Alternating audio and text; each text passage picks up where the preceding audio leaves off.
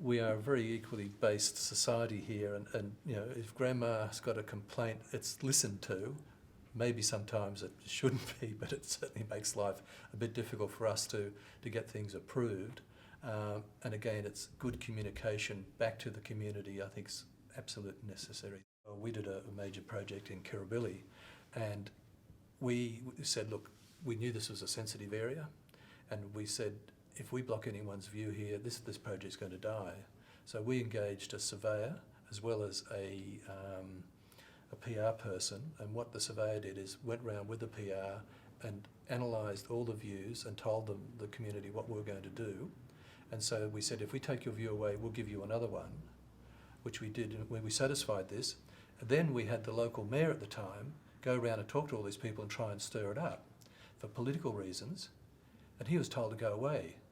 He said, look, they've all done that, they've shown us what we're getting, we're happy.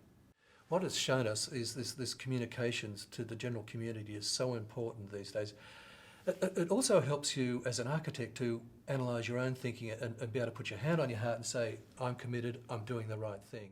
Integrity to me in architecture is very important. It's a part of my being an architect. It's in our code of practice in the Institute of Architects. It says you have to put the community first and the big picture first, then your client. But as an architect, you've got to obviously balance these two together. I have had situations where I've had to say, really going to say no to this project because I cannot satisfy what the client wants.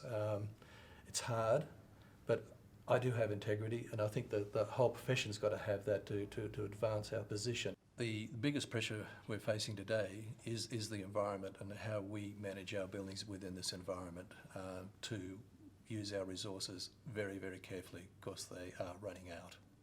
We are, I think, at the beginning of quite a big revolution that's going to take place and change our way of thinking totally. I was just over in Venice at the Biennale there, which is on architecture this year, and they focused in on, I think it was 11 or 12 cities, the major cities of the world, and identifying the problems. And it's interesting, they're saying at the end of it, you know, what can architects do and planners do to alleviate these problems and make these cities livable? And it's just got to change. We've just got to start rethinking our values and how we live. The practice has grown over the years, and we've been asked to do work externally.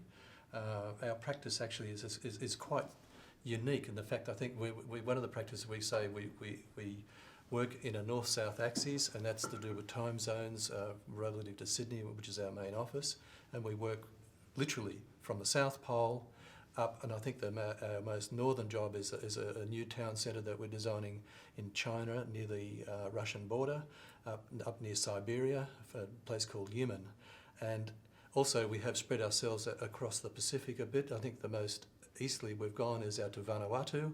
The west is Mauritius. I mentioned the South Pole, where we've done a building type down there, which is a whole just unbelievable different environment, and it created such a different building form to say what we're doing maybe a resort in Vanuatu. It's just like opposite ends of the scale, but they're problems that we're going to deal with as architects and come up with solutions, and that's great fun for us.